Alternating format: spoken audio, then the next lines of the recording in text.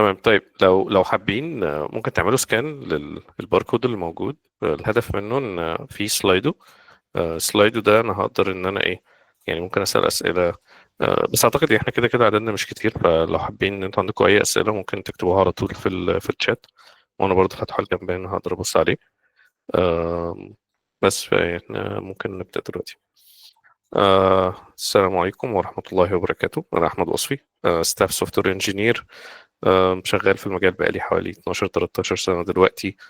آم، دلوقتي بارت اوف تيم في شركة ليها كذا فرع في العالم. بتشتغل ان هي بتساعد السمول بزنسز والميديوم سايز على ان هم يقدروا نساعدهم في الدي تو داي، يعني انفويسنج، بيمنتس، اي حاجه ليها علاقه بالسمول بزنس. بنحاول ان احنا نوفرها علشان خاطر نسهل الدنيا يعني على السمول بزنسز. أنا اشتغلت في مجالات مختلفة. يعني مثلا في الكوميرس، بانكينج، فاينانشال، كذا حاجة. ويعني اشتغلت بلغات مختلفة. عملت أكتر من 250 300 انترفيو في حياتي. فيعني عندي عدد كافي إن أنا أقدر يعني أحاول أشير معاكم وأشير معاكم جزء من الخبرات وإيه الحاجات اللي أنا كانترفيور ببص عليها يعني. طيب خلينا نبدأ. بسم الله. ليه تحضر السيشن دي؟ يعني برضو هما دول خمس نقط اللي كانوا موجودين في الويبينار. حاجة من الحاجات اللي بتبقى مش مش باينة قوي، ان انا لو انا مثلا حد لسه متخرج، حتى عندي خبرة سنة، او حتى لسه في الجامعة، بما ان دلوقتي بقى في كو ابس وانترنشيبس على عكس زمان. يعني من 10 سنين ما كانش في الموضوع ده قوي، يعني الشركات ما كانتش بتعين ناس لسه في الجامعة، كانوا بيعتبروها ما عندناش خبرة، فما كانتش حاجة سهلة. بس دلوقتي بقى في الكالتشر بتاع الانترنشيبس، في كالتشر بتاع الكو اوبس، ان انا ممكن ابقى في سنه اولى سنه ثانيه سنه ثالثه، وممكن ان انا اروح اعمل انترفيو وانا ببقى مش فاهم. احنا اصلا يعني بطبيعه الكالتشر عندنا البرزنتيشن سكيلز اللي عندنا مش ما بتبقاش قويه قوي. فمشكله من المشاكل اللي بتقابلنا غير التكنيكال هي السوفت سكيلز، اللي هو انا اصلا ازاي اقدم نفسي يعني. فدي حاجه من الحاجات اللي احنا هنتكلم فيها. من الحاجات اللي احنا دايما بنبص عليها او ببص عليها كانترفيور هي هل الشخص اللي قدامي عنده مهارات ان هو يعرف يتواصل ولا لا، هل بيعرف يوصل الافكار ولا لا، هل بيسمع كويس، هل بيتجاوب، هل بيكونتريبيوت في الميتينجز، وهكذا. ودي حاجات انا ببقى ببص عليها كانترفيور، وبحاول ان انا اخد بالي منها علشان خاطر اقدر اقيم الكانديديت اللي قدامي. فبرضه دي حاجة هنبتدي نبص عليها. ازاي ان انا احاول اكونترول التوتر. يعني كلنا بنتوتر، انا دلوقتي متوتر، انا بعمل ويبينار في بني ادمين ما اعرفهمش، اكيد هبقى متوتر. ازاي احاول اقلل الحاجات دي؟ هنتكلم برضو ازاي نعمل الموضوع ده. ازاي احل مسائل الكودينج وازاي ابينها بشكل منظم واوري اللي قدامي ان انا حتى لو انا مش عارف اوصل للحل، أم، انا خدت خطوات كتيره قوي، فانا لو ما عرفتش اوصل للاجابه النهائيه انت دي هتغفر لي الخطوات اللي انا كنت عملتها، وهتبين ازاي ان عادي ان انا ممكن اخش انترفيو ويحصل لي زي برين فريز. انا ببقى حاجه سهله قوي بس انا مش عارف اوصل لها. بس لما اعمل الخطوات يعني زي الفريم ورك اللي احنا هنتكلم عليها، هتخلي ان حتى لو ما عرفتش اوصل للاجابه النهائيه هقدر ان انا برضو اضمن فرصه في ان انا اخد الشغلانه دي او الكو اب دي او الانترنشيب دي او الفولunteering او ايا كان. وبعدين هنتكلم على السيستم ديزاين. السيستم ديزاين برضو حاجه من الحاجات اللي مهضوم حقها. يعني مش ناس كتيره بتبقى عارفه السيستم ديزاين، في ناس بتعتبرها ده اركيتكتشر اصلا، اللي هو انت لازم يبقى حد عندي خبرات سنين كتيره. بس موست ريسنت يعني من 5 ل7 سنين ابتدت الشركات ان هي تبص على ده حتى في الكانديديتس الصغيرين لسه متخرجين. فما بقتش بس حاجه ليها علاقه بالاركيتكتشر او حد سينيور او حد ستاف او وهكذا. فيعني ان شاء الله هي دي الحاجات، وبرضه هيبقى في الاخر تيبس اند تريكس كده ممكن نتكلم فيها علشان خاطر ايه، يعني نحاول نوصل ازاي ان انا ابقى محضر نفسي للانترفيو. طيب اتوقع ايه؟ يعني انا دلوقتي خليني قبل ما انا يعني انا في مرحله التحضير، وقبل ما اخش الانترفيو ونتكلم على ايه اللي هيحصل في الانترفيو، ايه اللي المفروض اعمله قبل الانترفيو. انا دلوقتي لازم اعرف عن الشركه. يعني في حاجات ساعات لما بنيجي نقدم كتير، يعني انا باجي دلوقتي مثلا لما بعمل جوب هانتنج، في الاغلب قدمت على 100 شركه. ال 100 شركه دي انا مستحيل ان انا ابقى فاكر ال 100 شركه دي ايه.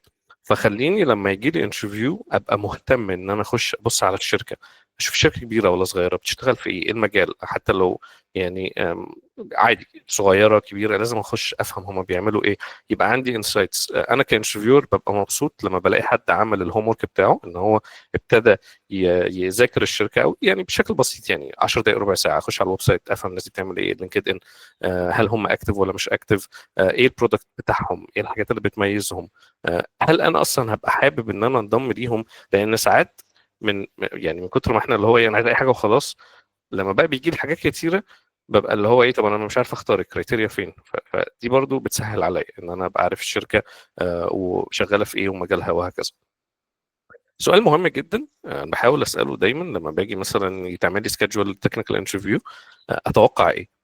وفي ناس يعني بتحس اللي هو اتوقع ايه دي يعني كان بغش، بس بالعكس انا دلوقتي لما ابقى فاهم هل انا داخل التكنيكال انترفيو دي علشان خاطر انا هعمل ليد كود ستايل، ولا انا داخل التكنيكال انترفيو دي هيبقى behavioral questions. مين اللي هيكون موجود كمان في الانترفيو، دي حاجه مهمه جدا. يعني لغات البرمجه مين اللي هيكون موجود، ايه اللي انا متوقعه في الانترفيو. مين اللي هيكون موجود دي بقى انا بحاول اركز عليها، واسال برضو السؤال، اسال الاتش ار الريكروتر ايا كان مين الشخص اللي انا بتواصل معاه علشان خاطر الشغلانه دي، اساله واقول له انا دلوقتي عايز اعرف مين اللي هيحضر.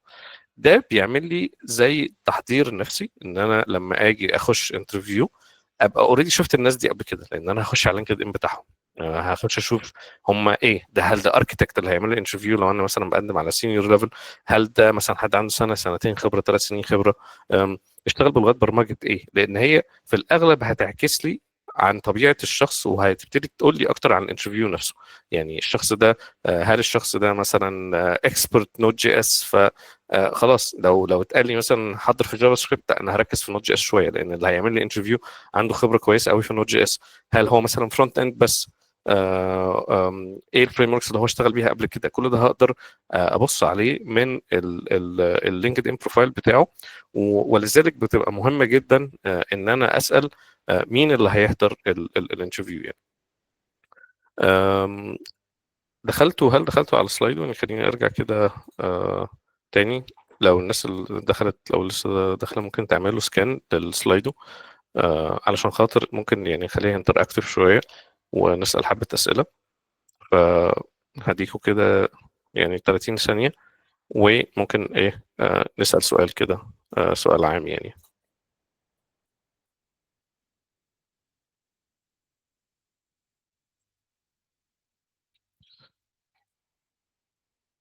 انا بعت السؤال كده، لو عملتوا جوين على السلايد وتقدروا تخشوا وتجاوبوا عليه. هو السؤال ببساطة ايه الحاجة اللي انا بخاف منها في الانترفيو، يعني ايه اكتر حاجة what's your worst fear for an interview، انا بخش انترفيو اكتر حاجة انا بخاف منها. آم، علشان برضو دي هتدينا انسايتس ان احنا نتكلم فيها اكتر. يعني لو حد كتب حاجة ممكن نبتدي نتكلم فيها، لو حابين برضو حتى ان انتوا تفتحوا المايك ونبتدي نشوف ايه ايه الموقف نفسه ونحلله وهكذا.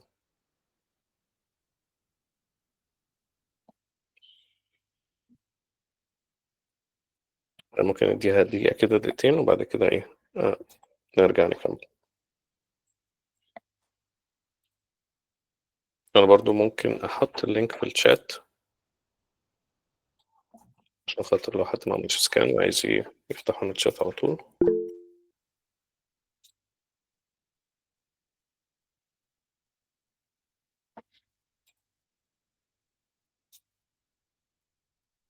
انا بالنسبه لي من المخاوف اللي انا بتقابلني، او يعني من الحاجات اللي كانت مخاوف عندي وابتديت اشتغل عليها وبقى في مخاوف جديده، بس من المخاوف اللي قابلتني في الانترفيوز هي ان انا اتسال سؤال ما اعرفش رده. حقيقي دي واحده من المخاوف بتاعتي، اللي هو يعني خايفه اتزنق حد يزنقني. تمام ماشي. فدلوقتي الموجود introvert or cannot show my key strength when meeting with new people. اوكي. انا برضو introvert حقيقي. آه، ازاي ان انا لما اخش انترفيو ابقى، لو انا introvert ابقى يعني مدي لنفسي براح شويه في الكومفورت زون. دي في الجزء التحضيري اللي هو اللي احنا كنا بنتكلم عليه هنا، اللي هو انا دلوقتي لما اجي اخش ابص على الناس، بحاول ان انا اعرف الوشوش، مش اول مره اشوف الوشوش دي. لما باجي اعرف انا متوقع ايه في الانترفيو، فابتدي احضر له. ممكن ان انا ابراكتس اكتر، وده هنبتدي نتكلم فيه، يعني ازاي ان انا آه، لما يبقى عندي الانترو بتاعي ابراكتس في الانترو بتاعي، علشان خاطر لما اجي اقوله يبقى تلقائي. فده ياخدنا للبدايه، يعني ازاي دلوقتي ابتدي احضر الاليفيشن بيتش او الانترودكشن كشخص. دي مهمه جدا، يعني دي حاجه مش المفروض ان هي تبقى وليده اللحظه، مش حاجه المفروض ان انا لما اخش الانترفيو ابقى اول مره بقولها، او كل مره لما بخش انترفيو بقول حاجه مختلفه. لازم تبقى مترتبه، وتبقى مترتبه لاسباب كتيره. اولا، ان انا لما ابقى محضرها ومكررها كذا مره ومتدرب عليها مع ناس، سواء اصحابي، سواء ايا كان اهلي في البيت، حتى لو قدام المرايه، اسجل نفسي على الموبايل، احط كاميرا قدامي واقول الانترودكشن، بعد كده امسك الكاميرا ابص عليها، ابص على الفيديو، اتفرج على الفيديو بثلاث طرق: اتفرج على الفيديو بصوت وصوره عادي، وبعد كده اتفرج على الفيديو بان انا اعلي الصوت على الاخر واحط الموبايل على وشه، هل الكلام اللي بيتقال ده منطقي من غير ان انا اشوف، يعني لان ساعات بيبقى في دي بتمامك الانترفيوز اللي انا ممكن ما ابقاش فيها فاتح فيها الكاميرا. والحاجه التانيه ان انا اوطي الصوت على الاخر وابتدي ابص على الفيديو بتاعي واشوف نفسي انا بتكلم ازاي، واقعد واكتب النقط اللي انا حابب اصلحها. وانا عارف ان يعني كلنا، ويعني انا كمان ما بحبش اسمع صوتي او ما بحبش اتفرج على نفسي تاني في العموم لما مسجل فيديوهات او كده. بس دي بتبقى مهمه جدا، يعني هو اكسرسايز رخم، بس الاكسرسايز ده فعلا بيفرق معايا لما باجي اعمل الانترودكشن بتاعي. ببقى شايف الناس شايفاني ازاي، لان الواحد لما بيبقى سامع صوته بيبقى سامع صوته من جوه، بيبقى مختلف تماما عن الصوت اللي الناس بتبقى سامعاه من بره. فهل انا محتاج عليه صوتي قوي في حته بس، او هوطي صوتي شويه في جزء معين علشان خاطر عايز اوصل نقطه؟ هل انا بستخدم الهاند جيستشرز كويس لو انا فاتح الفيديو؟ هل الناس شايفاني ازاي؟ هل انا مثلا لما ببقى عامل السيت اب للكمبيوتر او اللابتوب بتاعي انا شايفكم كده قدامي فانا باصص لكم اي تو اي، ولا انا باصص عليكم من تحت؟ محدش بيحب ان حد يبص عليه من تحت، او باصص لفوق، فده برضو بيقلل مني انا كشخص، وهكذا. دي كلها حاجات بتبقى مهمه جدا، ولما بتدرب على الاليفيشن بيتش بتديني الاريحيه دي، ولما بتتكرر بتبقى سكند نيتشر، بتبقى خلاص مهاره انا عارفها. انا دلوقتي مثلا اسمي احمد وصفي، انا شغال في المجال بقالي 13 سنه، اشتغلت في اندستريز كتيره، اشتغلت في مجالات مختلفه، بانكينج، كوميرس، اشتغلت بلغات مختلفه، جافا سكريبت، جافا، بايثون، ايا كان. وبرده ممكن لو عايز اتيلرت بناء على الشغلانه، يعني مثلا داخل اشتغل على شغلانه نوت جي اس وجافا سكريبت مثلا رياكت، فانا ممكن اجي اقول والله بدل ما هقعد اقول بايثون والكلام ده هم كده مش مهتمين بيه، فاجي اقول والله انا دلوقتي شغال البروجكتس الريسنت موست ريسنت بروجكت بتاعي شغال فيه برياكت وايه ونوت جي اس، برضه حاجه ريليفنت، بس انا هيبقى عندي الجزء الاساسي بتاعي الداخله. وبرضه حاجه من الحاجات اللي بتبقى مش، يعني انا حقيقي ما بحسش ان هي ليها لازمه سني. يعني انا مثلا باجي اسال الناس اقول لهم دي انترودكشن بتاعك، والله انا احمد معتز، انا عندي 23 سنه، ما لهاش لازمه. وبتاخد كلام، يعني بحاول ما احطش حشو، اخلي الكلام ستريت تو ذا بوينت على طول. طيب، مهارات التواصل. انا دلوقتي داخل الانترفيو، اتعرفت على الناس قبل كده، برضو احنا نرجع للتشيك ليست اللي احنا عملناها، شفت وشوشهم، عملت ايه، ابقى محضر الكاميرا بتاعتي، البيئه كنترولد، انا عندي الاولاد يا جماعه ما حدش يخش عليا، انا عندي دلوقتي انترفيو وعندي ميتنج، لو سمحتوا، الا اذا لو في ايمرجنسي. فدي حاجه هتخليني بقى ان انا ابتدي اتكلم باريحيه. انا يعني دلوقتي عملت isolated environment controlled environment، وابتدي ان انا خلاص اجرب ان انا سجلت الفيديو وشفت نفسي عامل ازاي، عرفت الكاميرا بتاعتي محطوطه ازاي، اللابتوب محطوط ازاي. الكوميونيكيشن علشان اقدر اتواصل مع الناس اللي قدامي محتاج ان انا ابقى محضر. التحضير ده بيخلي في بيتر كوميونيكيشن. انا ممكن ابقى مثلا كاتب تشيك ليست حاططها هنا، او لو انا واحد مثلا بنسى ابقى حاطط هنا ستيكي نوت وقايل والله انا هقول كذا هقول كذا هقول كذا هقول كذا.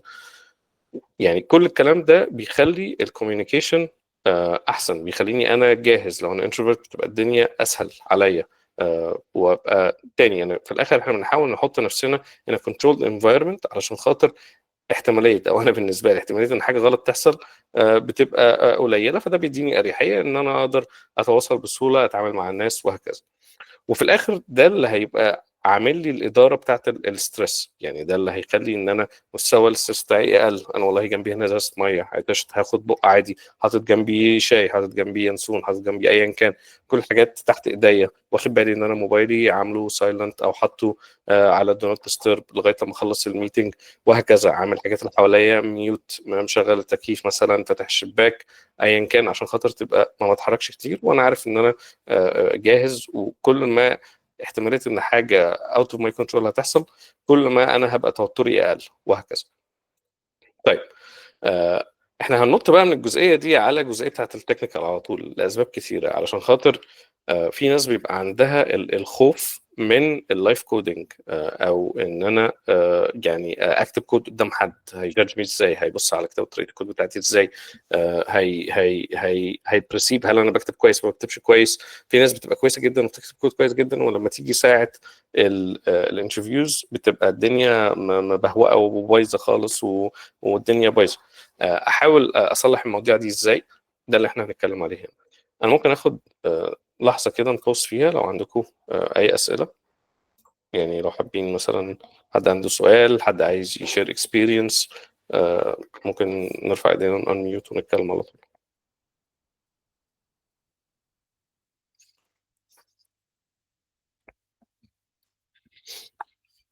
هي كل ما السيشن كانت انتراكتيف اكتر، كل ما الدنيا هتبقى الطف لنا في الاخر. او لو حتى مش عايزين، ممكن نكتب في الشات، لو حد عنده سؤال ممكن يكتبه في الشات، وانا احاول ابص على الشات يعني على طول، عشان خاطر ايه يبقى الشات معانا يعني. جميل. طيب خلينا نكمل مسائل الكودينج. انا دلوقتي اخدت مساله قال لي والله ممكن شير السكرين بتاعتك او البلاتفورم دي. لو بلاتفورم، عمر اتفضل. ازيك يا باشمهندس، شكرا على الميتنج اولا. انا بس كنت عايز اخد راي حضرتك في حاجه، يعني في حته في اول انترفيو كده. انا لما كنت بخش انترفيو انا بحاول ان اجابتي يبقى على قد السؤال، بحيث ان ادي مساحه للانترفيو اللي قدامي ان هو لو عايز يسال سؤال تاني، او انا لسه مش عارف شخصيته، هل هو حابب ان انا اتكلم اكتر مثلا هو يسمع، ولا هو حابب ان هو اللي يجي الانترفيو. فهل ده كويس، ولا ده ممكن بيدي احساس ان انت اصلا انترفيرت اكتر فممكن ما تبقاش كويسه؟ بص، هي دايما بنحاول نشوف البالانس ما بين ان انا اجابتي ما تبقاش قصيره قوي، يعني مثلا هديك مثال. احنا دلوقتي وبره حدود الانترفيو، لو احنا بنتعرف على بعض، فانا اقول لك ازيك يا عمر، عامل ايه، اخبارك ايه، السؤال اللي انا سالته لك الحمد لله كويس وسكت، انا محتاج اسمع اكتر. فبرضه انا ممكن احطها على الانترفيور ان هو يبقى سؤال مختلف. لما اجي اسالك اقول لك عمر، انت ايه الحاجه المميزه اللي عملتها الاسبوع اللي فات، وانت لو هو ده. اديتني اجابه السؤال ده هتبقى لطيفه ومش الحمد لله تمام.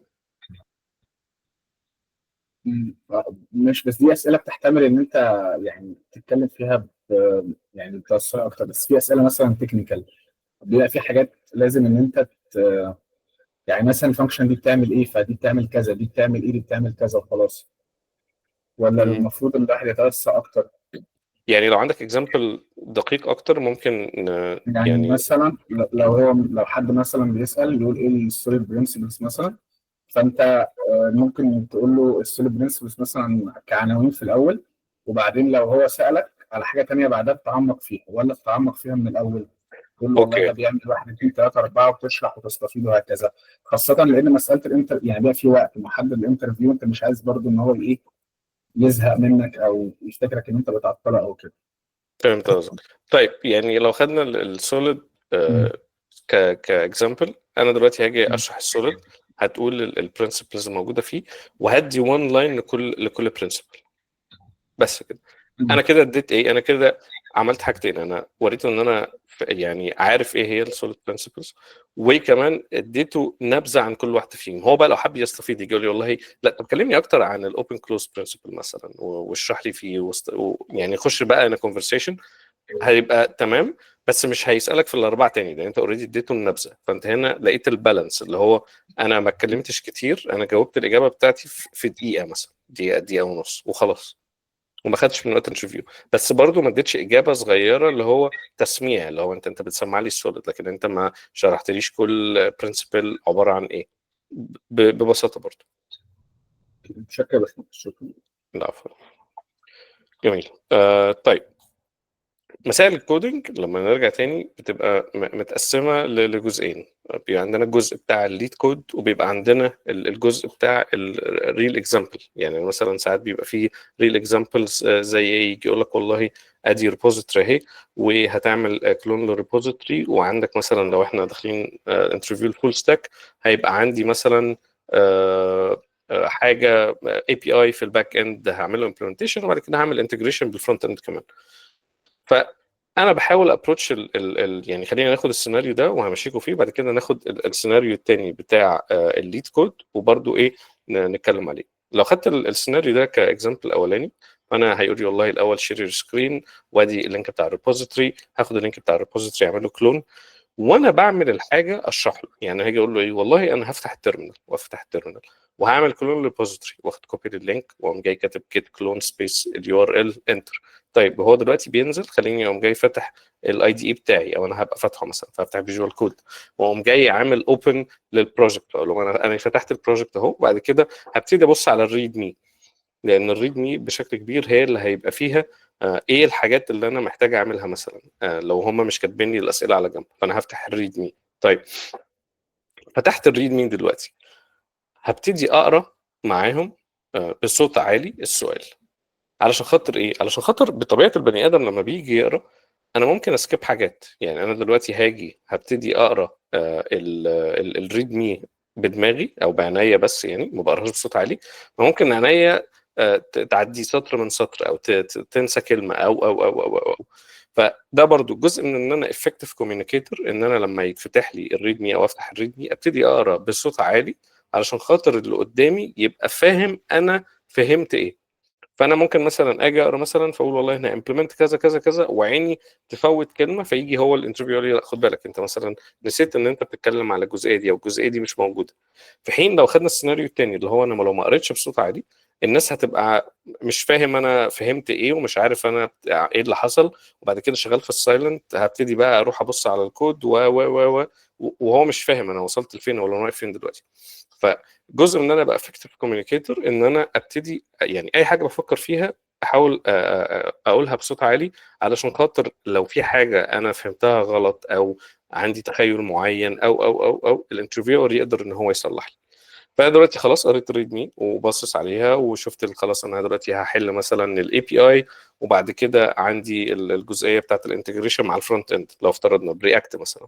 طيب هبتدي اعمل ايه بعد كده؟ خلاص قريت كل الريد مي تمام، مفيش حاجه، هقولها له تاني، اقول له انا دلوقتي هبتدي بقى امبلمنت الفيتشر بتاعت الاي بي اي، فهبتدي ابص على الكود. هبص على الكود وافتح بقى الكود. برضو كل الكلام ده انا بحاول اعمل تايم مانجمنت، ان انا من 5 ل7 دقائق ابقى قريت الريد مي وعملت كلون ريبوزيتوري وبصيت على فولدر ستراكشر وابدا كود. لان في ناس بتبقى اللي هو ايه خايف كود، فبقى بيقعد بقى ايه، يا بيطول في القرايه، يا بيطول في البص على الفولدر، ويقول اه اصل الكومبوننت ده بيكلم الكومبوننت ده، واصل الفايل ده موجود هنا، ولا ده ناقص، لا ده مش عارف ايه. اللي قدامك بيحس لو انت بتتلكك، انت مش عايز تكتب كود، يعني ابدا اكتب كود، انا عايز اشوفك بتكتب كود. فمن 5 ل7 دقائق 10 دقائق بالكثير مع الانترفيو، انا هبقى عايز اللي قدامي ده ابتدى يكتب كود. فهروح بقى للجزء بتاع الاي بي اي مثلا، وهبدا بالاي بي اي، هبص على الجزء بتاع الاي بي اي. خلاص انا محتاج اعمل فايل جديد، محتاج اعمل راوت جديد، هشوف الراوت بتاعي وانا بعمل هقول، يعني اجي اقول والله انا بصيت اهو لقيت ان مفيش فايل ليه علاقه ب مثلا اللوجن او الاوثنتيكيشن، فانا هعمل فايل جديد اسميه اوثنتيكيشن، وبعد كده جواه هكونفيجر الراوت بتاعي. فاقوم جاي اعمل الراوت بتاعي واكتب كود مجرد ديفاين الراوت فاضي، مفيش اي لوجيك، مفيش اي حاجه، وانا بكتب بقول والله الراوت ده هيبقى بوست، وهياخد الريكوست ريسبونس، وهيبقى جوه هنا هبقى محتاج من اليوزر مثلا يوزر نيم وباسورد، فهحطهم. وبعد كده هوقف ليه؟ لان انا دلوقتي عايز اتست، انا برضو عايز اوريهم ان انا مش بقعد اكتب كود كتير من غير ما تست الكود بتاعي. فاجي اقول لهم طيب انا وصلت لغايه هنا، فخليني بقى ممكن اروح بوست مان واجرب الابلكيشن بتاعي، اجرب اشوف انا دلوقتي هعمل لوجينج مثلا كونسول لوج ولا حاجه للايميل والباسورد، فهاجي اشوف ان الكول بتاعي البوست شغال بيبعت الجيسون بتاعي، فانا كده اتاكدت ان انا مثلا ما عنديش ديبندنسيز ناقصه. وريتهم ان انا بوصل لمرحله ان الكود بيبقى تيستبل ات سيرتن بوينت واجربه، مش لازم ان انا اوصل للحل النهائي، وهكذا. بس وافضل بقى مكمل، خلاص هعمل انتجريشن وعمل انتجريشن للفرونت اند، ويعني بنسبه كبيره لو مشيت بالطريقه دي، حتى لو الوقت بتاعي خلص وانا ما خلصتش فول انتجريشن، فانا وريت ان انا افكتيف كوميونيكيتور، وريت ان انا بعرف ان انا اشتغل على الموديولز بطريقه صغيره وتستها، وريت ان انا بعرف ممكن حبه فرونت اند، وكمان اخد بالي من الوقت. لو انا مثلا كل الكلام ده وصلت للاي بي اي ولقيت نفسي ان انا الدنيا كتيره، ممكن احط assumptions زي ان انا ممكن اقول ايه، والله هنا في الاوثنتيكيشن مش هعمل هاشنج للباسورد مثلا، وان انا هعمل دي اند بوينت بتعمل لوجن وريجستريشن مع بعض، مش هعمل هاشنج للباسورد، هقول للانترفيور بتاعي والله انا مش هعمل هاشنج للباسورد علشان خاطر الموضوع ده هياخد وقت، بس انا هكتب كومنت هنا ان انا محتاج ارجع هاش الباسورد، وهبقى اعملها بعدين لو عندي وقت. تاني، مع الافكتيف كوميونيكيشن ده بيوري الانترفيور، بيوري له ان انا بقدر اكوميونيكيت، ولما باسيوم حاجه يعني اي افتراض انا هاخده محتاج ان انا اوصله مع الانترفيور بتاعي. لو انا مثلا في حاجه هعمل لها سكيب، في حاجه هفكر فيها بطريقه مختلفه، اهم حاجه ان انا مش هاخد موافقه، بس يعني ابقى اخلي الانترفيور موجود معايا اون ذا سيم سايد، يعني احنا الاثنين متفقين على، او المجموعه اللي موجوده متفقه على اللي احنا عايزين نعمله، علشان خاطر هو ممكن يجي يقول لي لا انت عارف انا مش فارقه معايا كده كده ان انت تخلص البتاع، ركز لي على حته الهاشنج دي، انا عايزك تشوف هتعملها ازاي. فانا هنا ما عملتش اسامبشن وقلت له، فهو بقى هو اللي واخد زمام الامور، بس في نفس الوقت انا يعني ايه عارف انا رايح فين، ومكومينيكيت انا عايز اروح فين معاه. أم، ده بالنسبه للجزء بتاع ان انا لو هعمل كودنج مثلا دي علاقه ب ابلكيشن او حاجه، يعني تاسكايه هم هيدوهاني في الانترفيو.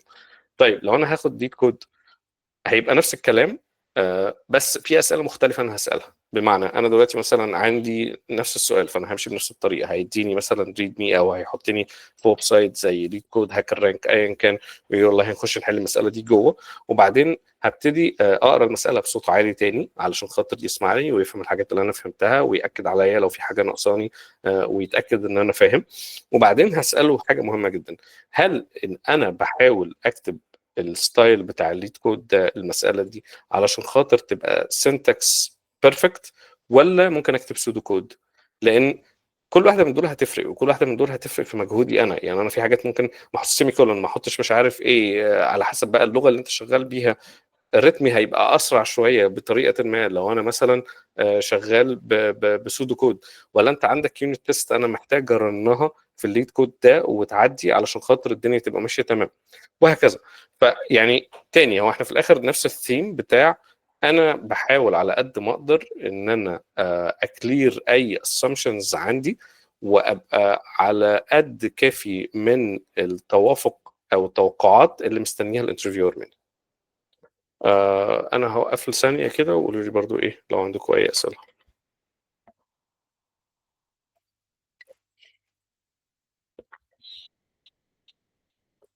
حد مر بتجربه ان هو يحل مساله مش ليد كود؟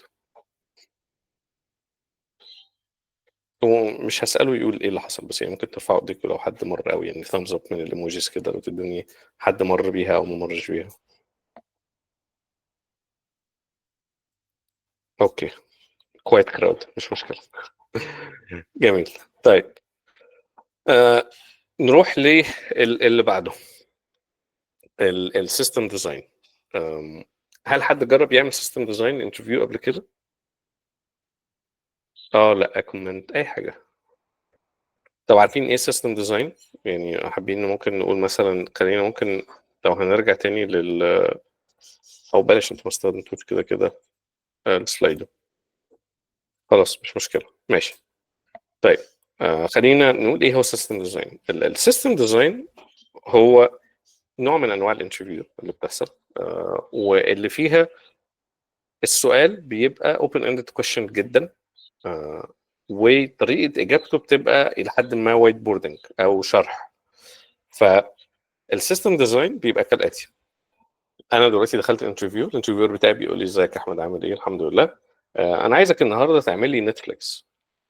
انا احس بقى اللي هو ايه، انت بتقول ايه؟ انت عارف نتفليكس ده كام واحد عاملينه؟ والناس دي ده في الافات البني ادمين شغالين في نتفليكس وبيحاولوا يعملوه. طيب هو عايز هنا مني ايه؟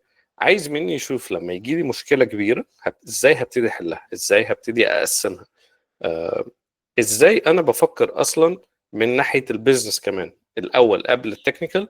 في لما حد يجي لي بريكوايرمنت جديده، فمثلا هيجي يقول لي والله احنا دلوقتي عايزين نبني نتفليكس، طيب هاجي اقول له هل انت في اي مواصفات لنتفليكس في دماغك، ولا انت عايزني انا ابدع برضو تاني؟ هنا بنرجع تاني للنقطه بتاعت انا بحاول استبلش مع الانترفيور الجزئيه بتاعت انا بكوميونيكيت كل حاجه، نو اسامبشنز. لو انت عندك فكره في دماغك قولها لي، لو ما عندكش انا هبتدي احاول اطلع افكار لنتفليكس، ايه هو نتفليكس وبيعمل ايه وهكذا. وانت كانترفيور ابتدي فاليديت معايا هل ده صح هل ده غلط وهكذا. طيب فانا هاجي دلوقتي اقول له والله طيب ايه نتفليكس؟ نتفليكس عباره عن ان هو بلاتفورم فيديو ستريمينج، بيبقى عليه افلام، انا اقدر اتفرج على افلام من عليه، اقدر اتفرج على مسلسلات، مؤخرا عملوا لايف شوز، الحاجات بتاعت الدبليو دبليو اي ولا مش عارف البوكسنج اللي كانت حصلت دي وهكذا. فانت عايز تعمل ايه بالظبط؟ فهنا تاني انا هبتدي اقول له انا في مخيلتي ان احنا لو هنبني نتفليكس انا ممكن اخد 2 أو 3 حاجات بس هما اللي هنبتدي نبنيهم مع بعض. فانا هعمل ايه؟ هقول له مثلا انا هعمل ان اليوزر يقدر يشوف الهوم بيج، والهوم بيج دي هيبقى فيها مجموعه افلام ريليفنت ليه. تمام، ادي ريكويرمنت. وهنا بيبقى عندي نوعين، الفانكشن ريكويرمنت والنون فانكشن ريكويرمنت. الفانكشن ريكويرمنت اللي هي البيزنس ريكويرمنت، ايه هي الحاجه اللي هيبقى اليوزر هو التريجر بتاعها. النون فانكشن ريكويرمنت بتبقى حاجه السيستم بيهيفيرز اكتر منها. فلو رجعنا تاني فانكشن ريكويرمنتس، اوكي انا دلوقتي عايز اشوف الهوم بيج، وهشوف الهوم بيج هيبقى فيها مجموعه افلام. طيب وبعد كده انا عايز ان انا اقدر اسيرش مثلا على فيلم او مسلسل معين. جميل، خلاص هل انت كده موافق ومعايا تمام يا سيدي في حته الاثنين ريكويرمنتس دول؟ اه موافق، خلاص حلو قوي. ناخد الخطوه اللي بعد كده، احنا كده بقى عندنا فانكشن ريكويرمنتس. هروح للجزء الثاني اللي هو بتاع النون فانكشن ريكويرمنتس. والنون فانكشن ريكويرمنتس، هل انت عايز السيستم ده يبقى ايه؟ يعني انت في حاجتين من 3 بيتحققوا دايما في السيستم، ما ينفعش احقق 3 حاجات. فانا دلوقتي هل انا عايز السيستم بتاعي يبقى هاي افيلابيلتي، ولا هل عايز السيستم بتاعي يبقى سكيلبل، ولا عايز السيستم بتاعي مثلا يبقى فول تولرنت؟ انا لازم اساله واشوف هو بيقول ايه. فهبتدي احط برضو لو هو انترفيور رخم ومش عايز يقول لي ايه الحاجه اللي هو عايزها وعايزني انا اللي اقعد ابدع، انا هرجع واقول له طيب ماشي. انا دلوقتي هنفترض ان اليوزر يقدر ان سوري ان نتفليكس كبلاتفورم تقدر مثلا تهندل في اليوم مئات الملايين من اليوزرز يقدروا يخشوا عليها ويشوفوا الهوم بيج بتاعتهم. دي مثلا ممكن تبقى حاجه. الحاجه الثانيه ان السيرش، لما اليوزر يعمل سيرش، السيرش ريزلتس بتاعته تجيله في اقل من مثلا 300 400 ملي سكند. فاحنا كده حطينا نون فانكشن ريكويرمنتس ميجربل، ونقدر ان احنا على اساسها ان احنا ايه نكمل بعد كده الخطوه اللي بعديها. بعد ما عملت الديفايننج للجزئيه بتاعه الفانكشن نون فانكشن ريكويرمنتس، هبتدي ان انا ارسم له واكتب له الاند بوينتس اللي انا متخيلها. يعني خلاص بقى احنا دلوقتي خرجنا من مرحله الكتابه ان احنا هنطلع مرحله الرسم. فجزء مهم جدا في مرحله الرسم ان انا هنرجع تاني بقى لاول خطوه تاني سالناها، اللي هو يا استاذي في الانترفيو انا احضر بايه؟ فيجي يقول لك والله احنا هنعمل سيستم ديزاين. طيب لو هعمل سيستم ديزاين، اساله السؤال انتوا بتستخدموا ايه التول؟ ايه التول اللي انتوا بتستخدموها في السيستم ديزاين؟ فيجي يقول لي والله بنستخدم نوشن، بنستخدم مثلا فيجما، بنستخدم ايا كان التول. انا بقى دوري كواحد بيحضر الانترفيو ان انا اخش على التول دي اللي هي هستخدمها كوايت بوردنج، وابتدي ان انا امشي ايدي عليها. ازاي ارسم دايره، ازاي ارسم سهم، ازاي اوصل حاجات ببعض، اعمل دايجرامز، اعمل واقعد امشي ايدي امشي ايدي امشي ايدي عشان خاطر ما يبقاش العائق اللي مش مخليني اعرف اوصل السيستم بتاعي كويس يوم الانترفيو هو عدم معرفتي بالتول. دي حاجه انا هبقى مش عايزها. بس فانا هبتدي ان هو ايه، اتعرف على الوايت بوردنج تول، اتدرب عليها، امشي ايدي وامشي الدنيا وهكذا. وبعد كده ابتدي اروح للمرحله الثانيه بعد ما عرفت الفانكشن نون فانكشن ريكويرمنتس. هبتدي ان انا اكلمه على الجزئيه بتاعه الاي بي اي سيت. والله انا متخيل ان احنا هيبقى عندنا مثلا سوري، قبل الاي بي اي هبتدي اكلمه على اليوزرز اللي عندي، او ايه هي الانتيتيز اللي موجوده. فانا عندي انتيتي هيبقى موفي، عندي انتيتي هيبقى يوزر، عندي مثلا انتيتي تاني هيبقى ايا كان بقى مثلا ريتنجز، وهكذا. هلست داون الانتيتيز بتاعتي بناء على الاثنين فانكشنال ونون فانكشنال ريكويرمنتس، في الاغلب فانكشنال ريكويرمنتس. وبعد كده بعديها لما طلعت الانتيتيز بتاعتي هبتدي اكتب الاي بي ايز بتاعتي، اللي هو مثلا ممكن يبقى عندي اي بي اي جيت دلوقتي بتقوم جايه اليوزر بيجيب له الليتست موفيز اللي في الهوم بيج. واحده ثانيه اللي بتعمل له مثلا السيرش. خلاص انا عملت كده ديفاين للسيستم ديزاين. الاي بي ايز بتاعتي حاجه مهمه في السيستم ديزاين ولازم اخد بالي منها طول ما انا قاعد شغال، ان السيستم ديزاين 100% هو محتاجني ان انا اوصل سيستم شغال. فاحاول على قد ما اقدر اوصل لخط النهايه، وبعد كده بنعمل حاجه اسمها ديب دايف. فانا دلوقتي بعد ما عرفت الاي بي ايز بتاعتي هبتدي ارسم بقى الدوائر. والله هيبقى عندي هنا مثلا موبايل او دايره، ده هيبقى كلاينت، والكلاينت ده هيعمل الريكوست وارسم السهم، هيقوم جاي رايح على اللود بالانسر بتاعي مثلا، او الاي بي اي جيت واي. وبعد كده بعد الاي بي اي جيت واي هيروح بعد كده على سيرفيس معينه. السيرفيس دي مثلا اسمها جيت هوم بيج موفيز. وبعد كده الجيت هوم بيج موفيز دي بتروح لسهم تاني، بتروح للداتابيز كبدايه، مش هنعملها كومبلكس، ان هو يروح من الداتابيز يجيب الموفيز بتاعتي وادي السهم اللي موجود. طيب لما اجي ابص كده، هل انا خلصت الريكويرمنت وشغال الفلو ده؟ هل هي كويسه وهتقدر تعمل كل اللي في النون تكنيكال ريكويرمنتس؟ لا، بس مش مشكله. انا في الاخر عايز اوصل لمرحله مبدئيه ان السيستم بتاعي كامل. هعمل نفس الكلام في السيرش. والله بقى عندي دلوقتي هنا كلاينت، سهم رايح اي بي اي جيت واي لود بالانسر، هيروح بعد كده للسيرفيس بتاعتي بتاعت السيرش، وبعد كده السيرفيس بتاعت السيرش هتروح للداتابيز. وطبعا ده غلط، بس يعني هنعملها دلوقتي كده. وصلت لمرحله دلوقتي اللي هو انا بقى عندي سيستم شغال. اي حد هيروح يعمل ريكوست هيروح يوصل للاي بي اي جيت واي، يروح للود بالانسر، يروح السيرفيس بتاعتي، السيرفيس بتاعتي تروح تكويري وتجيب الحاجه من الداتابيز وترجعها لليوزر. ابتدي بقى ابص على ايه النون فانكشن ريكويرمنتس. هل كده باللي انا عامله ده النون فانكشن، هل الويب سايت هيبقى سكيلبل؟ لا طبعا. هل الويب سايت هيبقى يقدر يعمل سيرش ويرجع لي بيسيرش مثلا 100 مليون فيلم مثلا، ولا ايا كان الرقم، هيرجع لي الريزلتس في اقل من 500 ملي سكند؟ لا طبعا. بس انا كده بقى عندي فانكشنال، بقى عندي سيستم شبه فانكشنال للفانكشنال ريكويرمنتس.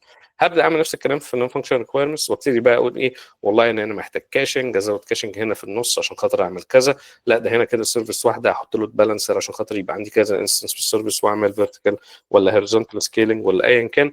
هنا مثلا محتاج في السيرش اقوم جاي حاطط الاستيك سيرش علشان خاطر يجي يندكس كل الحاجات، فاحتاج سي دي سي ما بين الداتابيز وما بين الاستيك سيرش علشان خاطر ان هو يقدر يبرفورم السيرش اسرع، يبقى عندي اندكسنج اسرع. وابتدي اتكلم معاه بقى اكتر في الحته دي اللي هو ازاي هكفر النون فانكشنال ريكويرمنتس.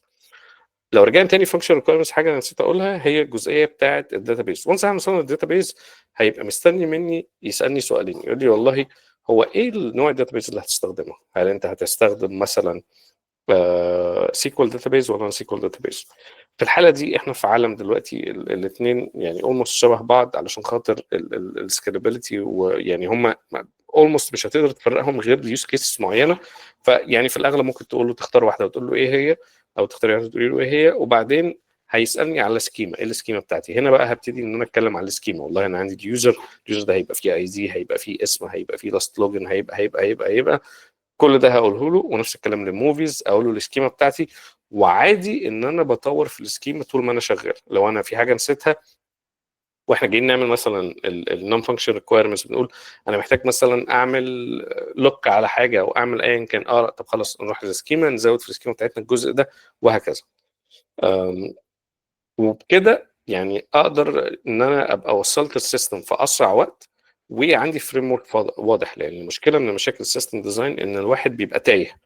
انا مش عارف اعمل ايه. بتطلب مني سيستم كبير، بس لما تيجوا تبصوا كده على ان احنا لما ابتدينا بالستيتمنت بتاعت انا هبني نتفليكس، ليه؟ ان احنا رسمنا حبه رسومات وعملنا حاجات كده على الطاير، بقى عندنا شبه سيستم ممكن ان انا اقول ان انا يعني وصلت الانترفيور مستنيه مني في السيستم ديزاين.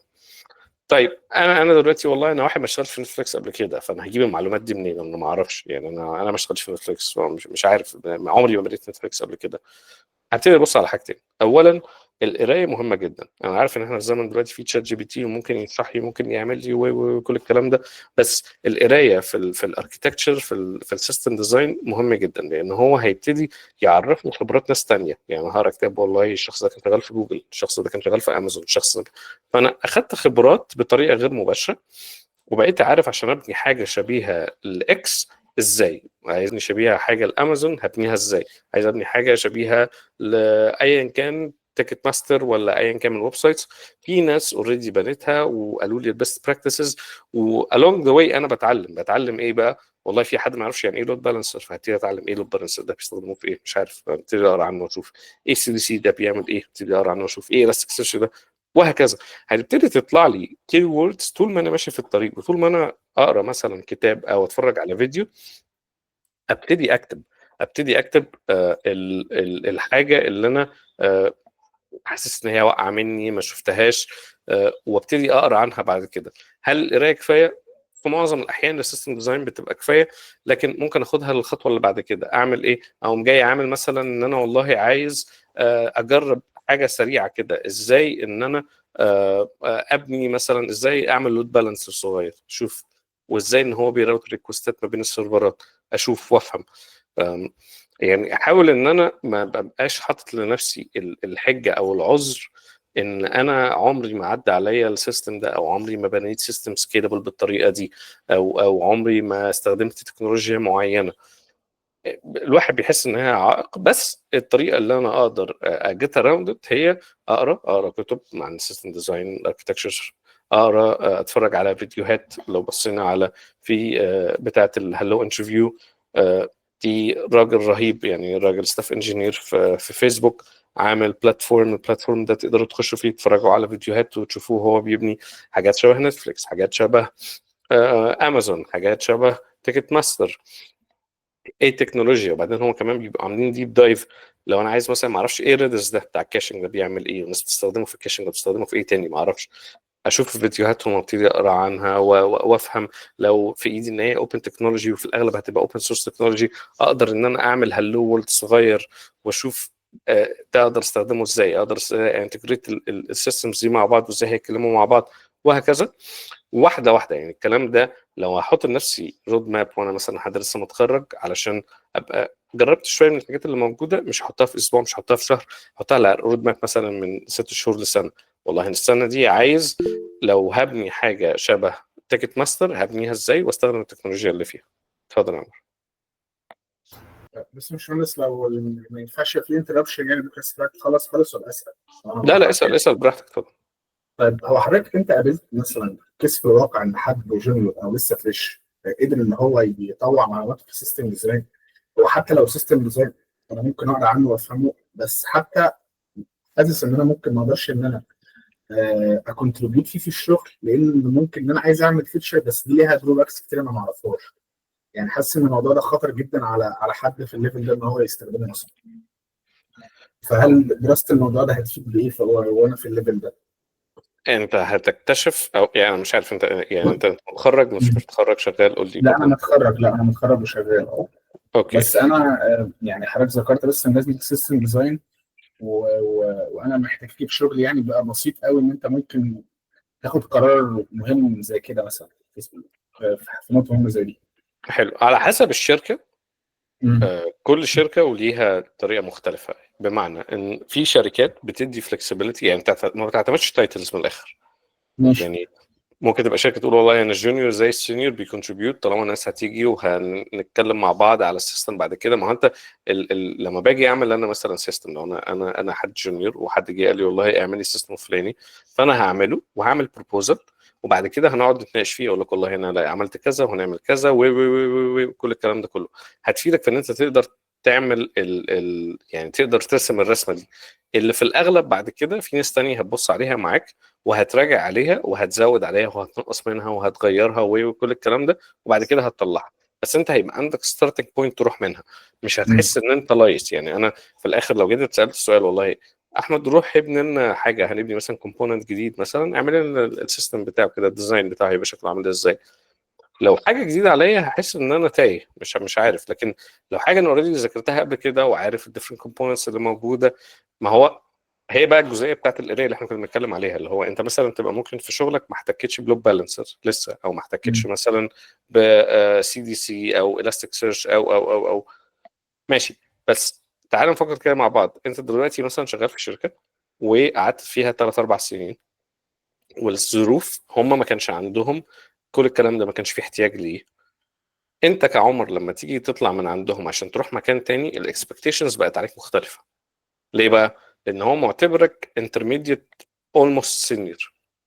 فلما تيجي هتحس ان انت مفتقد كتير، على عكس ان انا لو انا دلوقتي لسه متخرج، او ان انا مثلا شغال بقالي سنه او شغال بقالي سنتين، ايه ده انا سمعت في حاجه جديده، طب خليني اقرا عليها، اشوف دي بتعمل ايه، دي ما بتعملش ايه، اجربها وي علشان خاطر بعدين، يعني بعد بقى الثلاث اربع سنين لما اجي اقرر ان انا اسيب الشركه دي او الشركه دي تسيبني، يبقى فرصتي اسهل ان انا الاقي الشغلانه اللي بعديها. طيب. طب حضرتك، هو اصلا فكره سيستم ديزاين، هو انا ممكن اروح مكان وهو اصلا ما فيهوش سيستم، ولا ممكن يهدوا مثلا وابنيه هنا معاهم من اول وجديد؟ كذا حاجه، ممكن تروح مكان ما يبقى انت من اوائل الناس اللي هتجوين التيم، مم. فما بقاش فيه سيستم، انت مم. كده هتبني السيستم بتاعك. ولو ما استخدمش سيستم ديزاين هتبقى، يعني ايه الفرق ما بين شخص بيبلان وشخص ما بيعملش بلان؟ الشخص اللي بيبلان ان انا قعدت مثلا قضيت يومين ثلاثه، فهمت هم عايزين يعملوا ايه، وابتديت احطه على الورق وارسمه واشوفه قدامي، وبعد كده واحده واحده هبتدي اطبقه. على عكس الشخص الثاني قال والله لا، انا شايف ان انا خليني ابتدي اكتب كود وان شاء الله هنكتشفها، او هتتيسر يعني. الشخص التاني ده هتلاقيه واقع في مشاكل كتير، لان انت، هل انا مثلا ايه نوع الداتابيز اللي انا اخترته ده؟ طب اخترته بناء على ايه؟ نوع التكنولوجيا اللي انا اخترتها دي اخترتها بناء على ايه؟ لو حطيت او ما حطيتش كاشنج، عملت الكلام ده بناء على ايه؟ لو ما عملتش بلاننج كويس هتلاقي الدنيا مبهوأة في العموم، لان انت الجول مش واضح ليك. وعشان الجول يبقى واضح لازم اعرف ايه هو الجول. فالجول ان ابني سيستم معين بمواصفات معينه، ادي الجول. وبعد كده اعمل له بروبر بلاننج، اخد بقى اعمل له ديزاين كويس. وكويس ده نسبي، خد بالك. يعني انا في الاخر حتى لو انا شغال في شركه وانا حد جونيور وطلب مني ان انا ابني ديزاين، والديزاين ده ما طلعش احسن حاجه، في الاخر كله هيبقى بناء على الريسورسز اللي كانت عندي، ودي حاجه ما تعبنيش. بالعكس انا في الاخر كنت اخدت الانشيتيف وحاولت ودورت وبنيت على قد ما اقدر. وانا بشوف نفسي ازاي اتطورت بان انا لما ارجع ابص على حاجه عملتها من سنه او من 6 شهور، اقول ايه ده، لا دي ما اتعملتش باحسن طريقه، علشان خاطر ان انا هنا المفروض كنت اعمل مثلا دي كابلنج، او هنا المفروض كنت استخدم ديزاين باترن معين، او هنا المفروض كنت استخدم كومبوننت او احلها بطريقه تانية. لو انا ببص على الكود بتاعي اللي كتبته من سنه وشايف ان هو زي الفل وجميل ورهيب، يبقى انا ما بتطورش. اوكي. بس. ماشي، شكرا يا باشمهندس. لا فرق. حد عنده اي اسئله تانية؟ جميل. فيعني هنا انا ارشح لكم هلو انترفيو. هلو انترفيو ده ويب سايت حقيقي جميل جدا، ويوتيوب شانل، وعاملين عندهم زي موكينج للانترفيوز، ان انا ازاي ان انا اعمل سيستم ديزاين، هيسالك الاسئله ويبتدي واحده واحده. هم يعني مستخدمين شويه اي اي علشان خاطر وانا برسم يقدر يراجع حتى على الرسومات بتاعتي ويديني فيدباك كانه انترفيور موجود يعني. فحلو جدا جدا جدا يعني. طيب، عندنا بعد كده البيهيفيرال كويشنز.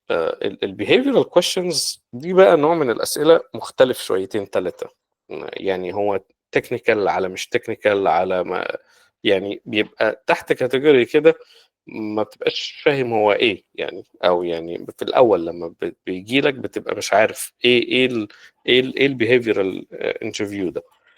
والبيهيفير انترفيو منه بيعمل زي كلتشر فيت. يعني انا بقدر اجي اقول والله هل الشخص ده هيبقى اضافه كويسه ومالهاش علاقه، يعني بيبقى ليها جزء من علاقه بالتكنيكال، بس اوفر اول كشخص هل هو هيبقى اضافه كويسه للكالتشر بتاعنا؟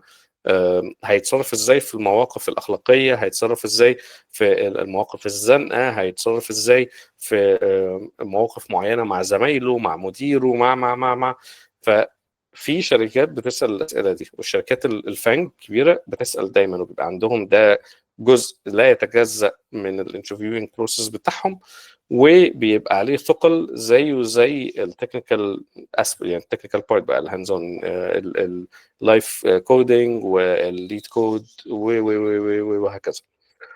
انا احضر له ازاي بقى؟ هو نفس الكلام، احنا في الاخر كل حاجه لما بحضر لها بتبقى اسهل. يعني انا دلوقتي لو جيت سالت اي حد فيكم دلوقتي قلت له والله قول لي موقف انت كنت معاه مع الدكتور في الجامعه وحصل بينكم شد واتصرفت فيه ازاي، في الاغلب هتسمع بقى عشان خاطر انا مش محضر، عشان خاطر مش حاطط حاجه في دماغي.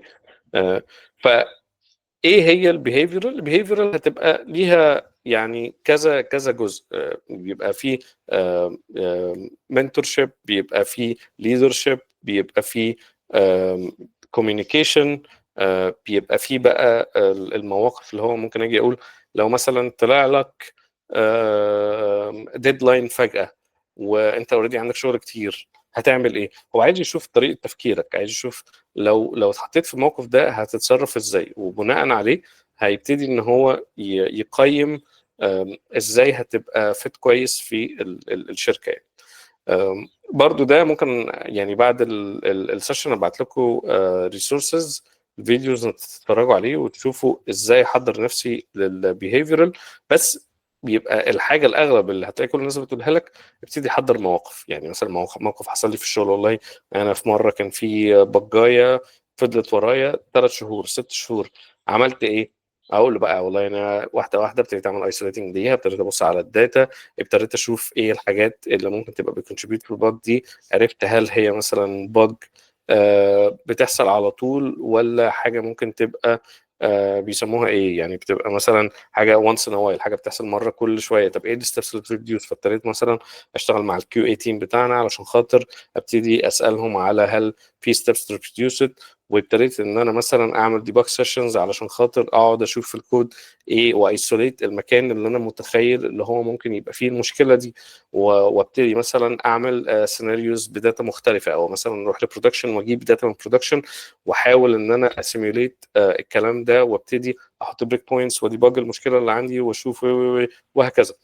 فالجزء من التحضير مش بيخليني ان انا عرضه ان يعني في اسئله ممكن تبقى تثرومي اوف، لو سؤال يسالني لو انا مش محضر ليه، وده عادي. وفي الحاله دي اكرر السؤال تاني، ابتدي اقول له مثلا طب انت تقصد ايه، طب ممكن تدي ديتيلز اكتر، طب عقبال ما ان انا ابتدي في دماغي افكر. وزائد زياده على كده ان انا افكر بصوت عالي، فابتدي اشارك معاه دلوقتي والله مثلا انا بحاول افتكر الحاجات، المواقف اللي حصلت لي مثلا في الشركه الفلانيه، لان انا حاسس ان هي ممكن تبقى في الشركه الفلانيه اللي انا كنت اشتغلت فيها. وبعد كده يقول له ماشي، ده هو ممكن يبقى في مواقف مشابه ان هو في مره حصل وهكذا. فكل ده اداني فرصه ان انا ابتدي افكر وافتكر المواقف اللي عديت بيها، مش مجرد ان انا قاعد بلانك وسايب الاوكورد سايلنس اللي هو بيبقى احنا كنا قاعدين ساكتين وما حدش بيتكلم. يعني بتبقى صعبه جدا يعني في الانترفيو يعني. آه، هل عندكم أي سؤال في البيهيفيرال؟ أوكي، نروح على اللي بعده. طيب، حاجة من الحاجات الحلوة جدا جدا جدا هي فكرة إن أنا إحنا يعني أعتقد في آخر سلايد دلوقتي، فيعني دي بقى تعتبر إيه الفاينل تيبس اند تريكس، يعني إزاي الحاجات الكويسة اللي أنا ممكن أعملها علشان خاطر أبقى جاهز نفسي للانترفيو. في ويب سايت اسمه تراي اكسبوننت، وده فكرته ان انا بقول والله انا عايز اعمل موك انترفيو مع حد انا ما اعرفوش، والماتشنج بيبقى بالتايم. يعني باجي اقول والله انا مثلا انا عايز اعمل انترفيو يوم السبت الساعه 9 بالليل، وعمر هو كمان كان عايز يعمل انترفيو يوم السبت الساعه 9 بالليل، واحنا ما نعرفش بعض. هنخش هيدينا ساعه، بيسالني طبعا يعني ايه نوع الانترفيو اللي انت عايزه، عايزه كودنج، عايزه بيهيفيرال، عايزه، واختار النوع اللي انا حابه. وبعد كده هخش الساعه 9 هقابل شخص انا ما اعرفوش، ندي انتروداكشن سريع. فتاني انا عملت اهو تحضير الانتروداكشن، جربت اقول لحد انا ما اعرفوش قبل كده. فكل ده واحده واحده بيبتدي يعودني على فكره ان انا اسال اسئله، سوري، ان انا اقول الانتروداكشن بتاعتي واتكلم مع ناس انا ما اعرفهاش. واقدر بقى ان هو بيبقى الانترفيو متقسم نصين، نص ساعه الاولانيه واحد فينا بيبتدي يبقى هو الانترفيور، والتاني بيبقى الانترفيوي. وبعد نص ساعه الثانيه بنعكس، واللي كان انترفيور بيبقى انترفيو، وهكذا. ده بيديني جزئين. الجزء الاولاني اللي هو انا اتحطيت مكان انترفيور دلوقتي، انا دي حاجه انا ما يعني بنسبه كبيره لو انا لسه متخرج مش هتحط فيها غير بعد كام سنه، وده عادي. فلما بتحط في مكان الانترفيور ببقى حاسس اول حاجه بالشخص اللي قدامي، ممكن يبقى توتر شويه، فبيبقى باين انا قاعد بسمع دلوقتي، انا في مكان تاني، انا مش انترفيوي، انا انترفيور. فانا بسمع، انا اللي هسال وانت اللي هتجاوب. وبعدين هتتطلب مني تحضير برضو، لان انا مثلا لو انا داخل كانترفيور، انا بتكلم عن نفسي، انا بحضر انا دلوقتي زي بحضر السيشن، زي بحضر كاني رايح اعمل انترفيو. فانا لازم اخد بص على السي في بتاع الشخص ده انا هكلمه، ابص على لينكد ان بروفايل بتاعه واشوفه هو شغال في ايه ومش شغال في ايه، احضر له اسئله وابقى عامل مايند ماب كده، لان انا هساله الاول في الجزء ده، اول ربع ساعه هنتكلم في كذا، تاني ربع ساعه هنتكلم في كذا، او اول ساعه هنتكلم في كذا، تاني ساعه هنتكلم في كذا. ولو في كذا حد موجود في الانترفيو ببتدي ان انا اتكلم معاه واقول له في البانل، يعني ببتدي اقول له انت هتمسك الجزء ده وانا همسك الجزء ده، انت عارف الجزء ده، انا ممكن اسال حبه اسئله بس انت اللي هتدرايف، انت اللي هتبتدي تبقى مسؤول عن مثلا الجزء الاولاني وانا هبقى مسؤول عن الجزء الثاني. لازم تاني كوميونيكيشن كده. بس فالويب سايت ده جميل ان انا ممكن اعمل موك انترفيوز، اعمل مقابلات، يعني اعمل انترفيو زي سيميليشن وببلاش. فهعمل انترفيو ده مع ناس ما اعرفهاش واجرب واشوف، اول مره ما حضرتش، تاني مره ابتدي احضر، وساعات بتطلعوا بصداقات من الويب سايت ده. يعني انا طلعت وبعد كده في ناس بقينا ان هو انا بعمل له انترفيو، هو بيعمل انترفيو بره الويب سايت، فانا عرفت ناس جديده وتعرفت عليهم وتعاملت معاهم وهكذا. فحتى لو انا هعمل موك انترفيو احاول احضر نفسي. الانترفيو الحقيقي او ما كانش انترفيو الحقيقي لازم احضر قبل الانترفيو ب5 دقائق، ده مهم جدا جدا. ما احسش ان انا جاي لاست مينت، لان اللي بيجي الاول هو اللي بيبقى ماسك الدنيا. يعني حتى لو انا كانترفيوي، انا لما بروح اعمل انترفيوز، عملت انترفيوز من كام شهر، فانا بحاول ان انا ابقى اول واحد حاضر. لما ابقى اول واحد حاضر والشخص بيخش عليا، بيبقى داخل على المكان بتاعي، انا اوريدي قاعد مجهز نفسي، ميتي معايا، شاي معايا، مظبط كاميرتي، باصص، عامل لابس لبس كويس، حاطط برفان، حتى لو انا قاعد في البيت وهعمل انترفيو من البيت وكل حاجه، فاتح الكاميرا على قد ما اقدر، متحكم في كل السراوندنجز اللي حواليا، قافل الباب، انا بقى الناس ما حدش يخش عليا، اعمل كل الكلام ده، محضر نفسي، عايز اشغل حاجه بريحه جنبي تديني احساس لطيف، وهكذا. كل ده بجهز نفسي منتل للانترفيو، ان انا ابقى داخل على قد ما اقدر، ما يعني مقلل الاسترس على قد ما اقدر، علشان خاطر لما اتحط فيه في الانترفيو وهتحط فيه ابقى ايه، خلاص لا يا جماعه، أنا دلوقتي مثلا لا، خليني انا اتوترت شويه، انا معايا الميه بتاعتي، هفتح ازازه الميه، هاخد بق، مفيهاش حاجه خالص، احنا بني ادمين بنعطش وعادي يعني. جميل. فدي ميزه ومميزات ان ايه الواحد يحضر بدري. الستار دي حاجه جميله جدا. هي مقسمه لسيتويشن، تاسك، واساينمنت وريزلت، او اكشن وريزلت. دي اقدر اصيغ بيها اي حاجه. يعني انا ممكن لما اجي احكي موقف، لما اجي اجاوب على سؤال في behavioral، لما اجي اكتب السي في بتاعتي ممكن برضو اكتبه بنفس الطريقه. ده بيبقى الطريقه الامثل، ان لو حد ما بيبقاش عارف ازاي يصيغ اجابته، يستخدم الطريقه بتاعت الستار، اللي هو ايه، سيتويشن. فانا دلوقتي هاجي احكي لكم على موقف مثلا. كان حصل برودكشن انسيدنت في مره، وانا اللي كنت مسؤول عن التيم، والاعلانات على الهوم بيج ما بقتش شغاله. فده السيتويشن. وبعد كده التاسك اللي كانت محطوطه، ان احنا دلوقتي محتاجين نصلح الاعلانات تاني، علشان الشركه بتخسر الافات كل ساعه الاعلانات مش باينه فيها.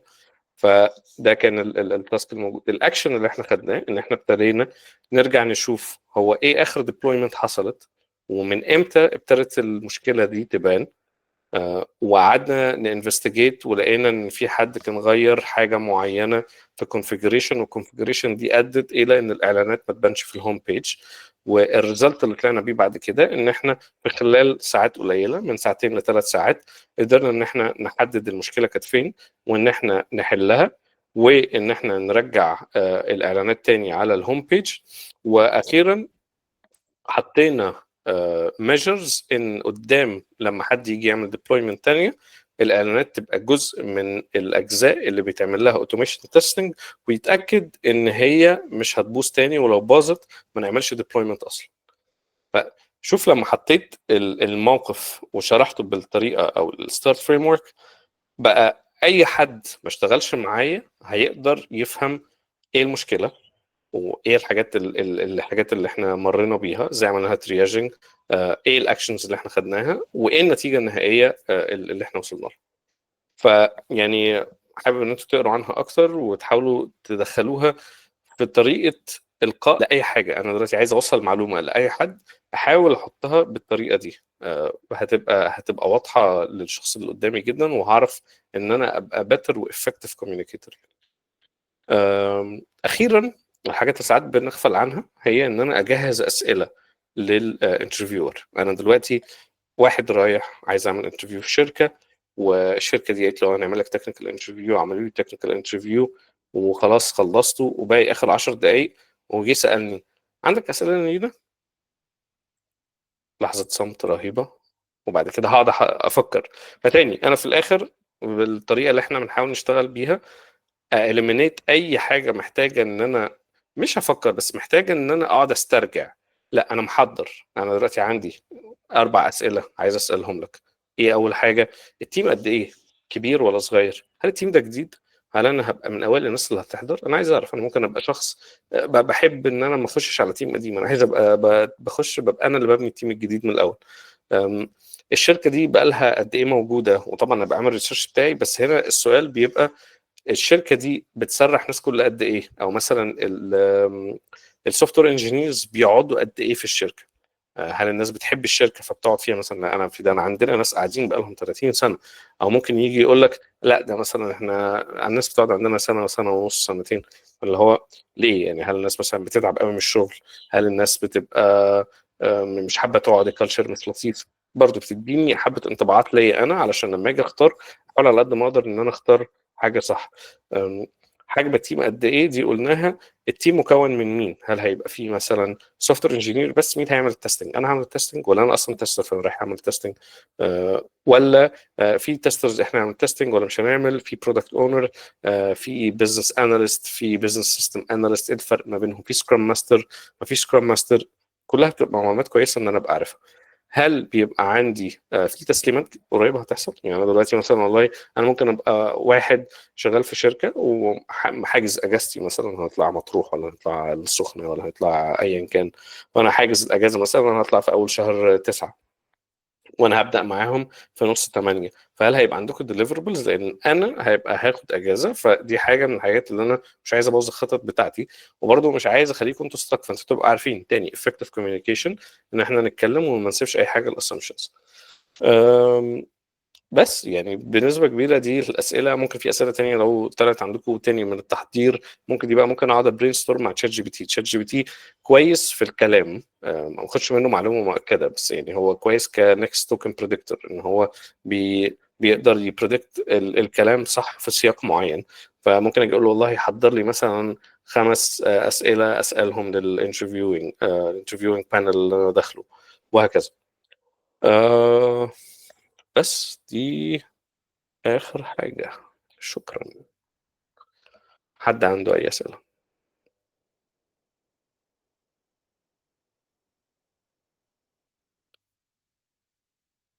ما فيش أسئلة؟ جميل. والله اتبسطت إن أنا كنت معاكم، وإن شاء الله تبقوا استفدتوا. وهبعت لكم البرزنتيشن والريسورسز اللي احنا كنا اتكلمنا عليها على آخر اليوم. ويعني لو حد عنده أي أسئلة ممكن برضه أبعت لكم اللينكدين بتاعي.